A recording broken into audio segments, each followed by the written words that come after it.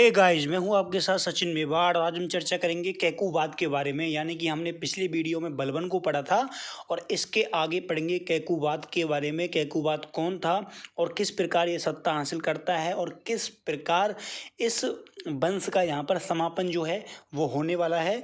तो इन सारी चीज़ों को लेकर चर्चा करेंगे कि कैसे बलबन का इतना बड़ा साम्राज्य कुछ ही 3 सालों के अंदर क्यों सिमट गया। तो देखिए कैकुबाद को। कैकुबाद जो था वो बुगरा खां का पुत्र था। ठीक है, मैंने बताया था बुगरा खां जो था वो बलबन का पुत्र था और बलबन का ये पौत्र लगता था। इल्तुतमिश चाहता था कि जो मेरी मृत्यु है उसके बाद जो उत्तराधिकारी है वो कै खुसरो को बनाया जाए, ना कि कैकुबाद को।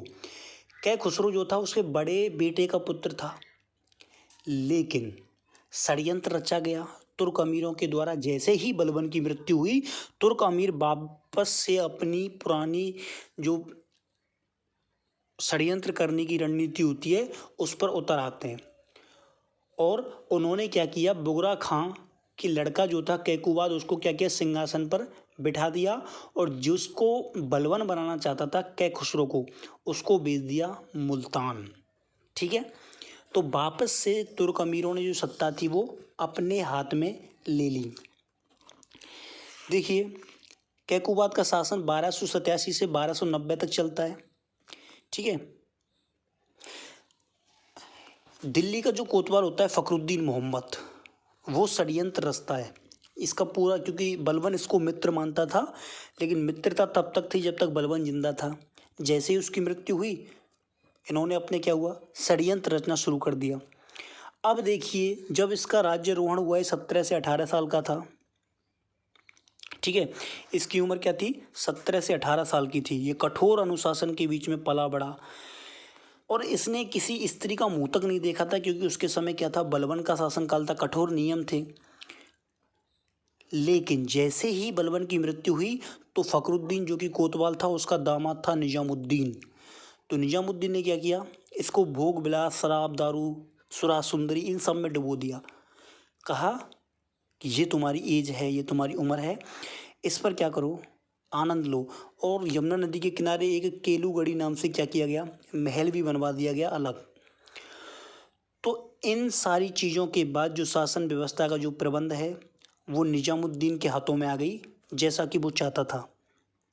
ठीक है, लेकिन इसका जो पिता था बुगरा खां, वो कहाँ पर शासन कर रहा था, बंगाल में शासन कर रहा था। उसको ये जानकारी मिलती है कि मेरा जो पुत्र है वो इन सब चीज़ों में पड़ चुका है, तो वो वहाँ से सेना लेकर कहाँ आता है, दिल्ली आता है और वो अपने पुत्र को समझाने के मकसद से आता है। लेकिन निजामुद्दीन नहीं चाहता था कि इन दोनों का मिलन हो, इसलिए क्या किया, इसने बहुत रोका किसको, कैकुबाद को, कि तुम उससे नहीं मिलो, वो षड्यंत्र रच रहा है, वो तुमसे सत्ता से हटा देगा। तो वो नहीं माना।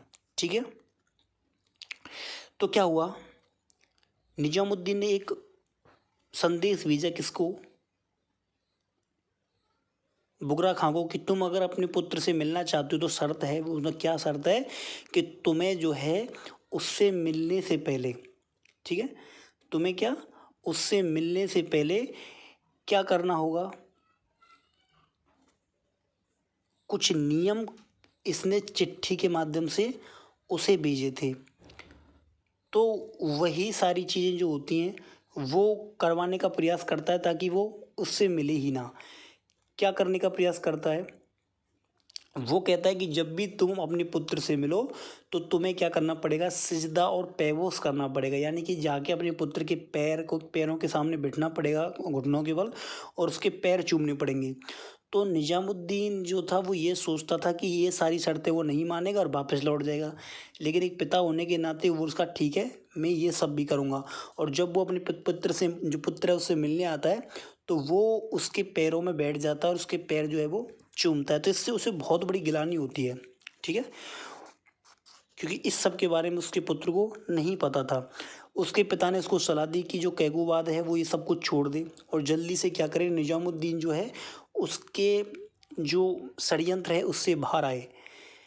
तो वो अपने पिता की जो बातें हैं वो मान लेता है और निजामुद्दीन जो था उसकी हत्या करवा देता है। उसके शासन षड्यंत्र से क्या होता है, मुक्त हो जाता है।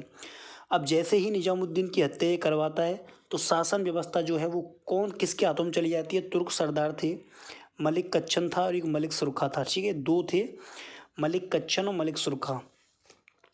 ठीक है, इसको सही कर लेना, ऐसे करके कच्छन। ठीक है, मलिक कच्छन। तो इन दोनों के हाथों में जो शासन व्यवस्था है वो चली जाती है। और ये क्या करता है, किसको आमंत्रण देता है, ये आमंत्रण देता है फिरोज खिलजी को, बुला लेता है। कहाँ था फिरोज खिलजी, उसको बुला लेता है पश्चिमी उत्तरी पश्चिमी सीमा पर ये नियुक्त था, इसको फिरोज खिलजी को बुला लेता है और इसे क्या करता है, बुलंदशहर का राज्यपाल और शाइस्ता खां की उपाधि ये दे देता है। ठीक है, बुलंदशहर का इसको राज्यपाल नियुक्त करता है और शाइस्ता खां की उपाधि बना देता है।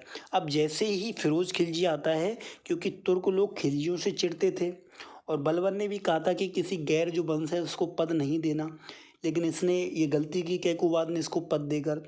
तो तुर्क सरदार क्या हुए, असंतुष्ट हुए और जो राज दरबार था उसमें दो पक्ष बन जाते हैं, एक तुर्की पक्ष एक तुर्क पक्ष। यानी कि जो खिलजी थे वो भी तुर्की थे, लेकिन इनका जो वंश था वो अलग था।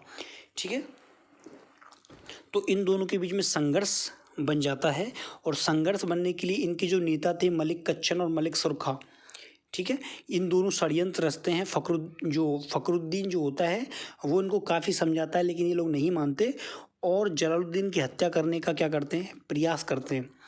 और जब इस बात की जानकारी जलालुद्दीन को मिल जाती है कि मेरी हत्या करना चाहते हैं, ठीक है, तो वो क्या होता है, भाग जाता है दिल्ली से। दिल्ली से क्या होता है, दिल्ली से वो भाग जाता है। ठीक है, और बरहानपुर की ओर जो है वो उस समय चला जाता है, लेकिन इसका ये पीछा करते हुए कहाँ पहुँच जाते हैं, वहीं पर पहुँच जाते हैं और दोनों मलिक कच्छन और मलिक सुरखा जो है इनकी हत्या कर दी जाती है। ठीक है, और उसके बाद जो कैकुबाद था ये ज़्यादा शराब पीता था, इस कारण इसको लकवा मार गया। और जब इसको लकवा मार गया तो इसकी मृत्यु का फ़ायदा उठाया किसने, जलालुद्दीन ने। और जलालुद्दीन ने इसकी मृत्यु का फ़ायदा उठाया और इसको क्या किया, एक खिलजी सरदार था, उसका नाम था तरकेश। तो वो क्या करता है, जलालुद्दीन के कहने पर जो कैकुबाद होता है इसको उठा के ले जाता है चादर में बांध के और इसको लात घूंसे मार मार के क्या कर देता है, मार देता है। और इसको 1290 में क्या कर देता है, यमुना नदी में फेंक देता है। ठीक है, और इस प्रकार जो राजा होता है उसकी क्या होती है, मृत्यु हो जाती है। और उसकी मृत्यु के बाद क्यूमर्स को गद्दी पर बैठाया जाता है। क्यूमर्स बहुत छोटा था, 2.5-3 साल का था, और उसका संरक्षक बन के जो जलालुद्दीन है वो क्या करता है, शासन करता है। और अंत में उसको भी क्या कर देते हैं, ये लोग मार देते हैं। और इस प्रकार इलवारी जो वंश होता है उसकी सत्ता का क्या हो जाता है, द एंड हो जाता है। ठीक है, इसके पीछे बलबन था, क्योंकि बलबन ने क्या किया था, अपने सारे जो सगे संबंधी थे उनकी हत्याएं करवा दी थी, पूरा 40 मंडल उसने मार दिया था। तो दिल्ली की रक्षा करे कौन, सब नए लोग थे। उसका मित्र जो फखरुद्दीन था वो भी डुलमुल की नीति अपनाता था, वो समय देखता था किसका समय चल रहा है उसी के पक्ष में हो जाता। तो इसलिए जो बलबन था वो अपनी सत्ता के जो मुख्य पक्षकार थे उनको मार के चला गया, तो पीछे कोई बचा नहीं। उसके नाबालिग पुत्र बचे, वो पौत्र बचे थे। और जो बुगरा खां था वो भी बंगाल में मजे ले रहा था, उसे कोई मतलब नहीं था कि मेरा पुत्र जो है वो अकेला दिल्ली के षड्यंत्रकारियों से लड़ रहा है। उसे बंगाल ऐसा भाग गया, वो वहाँ से लौट के आया ही नहीं। तो इस प्रकार जो है ये जो वंश होता है वो समाप्त हो जाता है और यहाँ से खिलजियों का वंश क्या होगा, आरंभ होगा, जिसके बारे में हम नेक्स्ट वीडियो में चर्चा करेंगे। ठीक है, अगर आपको ये वीडियो पसंद आया तो सब्सक्राइब करो और अपने मित्रों के साथ क्या करो, शेयर करो। तब तक के लिए बाय बाय, धन्यवाद, थैंक यू।